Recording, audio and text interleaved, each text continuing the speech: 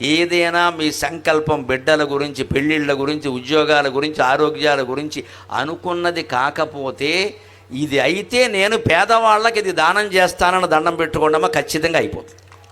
మనుషులు ఏదన్నా అనుకుంటే పూర్వజన్మ కర్మఫలం అడ్డం వచ్చి అది కాకుండా చేస్తుందండి. ఒక్కోసారి మన ప్రయత్నం చేస్తాం, అవ్వదు. ఎంత ప్రయత్నించినా అవ్వదు.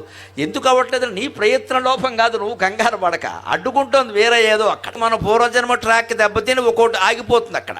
అది తప్పిపోయి మనకి ఫలితం కలగాలి అంటే వెంటనే ఇది నాకు తప్పనిసరిగా అవ్వాల్సిన పని, మంచి పని కాబట్టి ఇది అయితే నేను 10,000 రూపాయలు పేదవాడికి దానం ఇస్తా, 10 మందికి పంచెలు చీరలు పెడతా అని దండం పెట్టుకుని పేద వర్గాలకి దానం చేయండి, వెంటనే అది ఫలితం ఇస్తుందమ్మా. వ్యాసుడు మహాభారతంలో చెప్పిన మాట ఇది మామూలుది కాదు.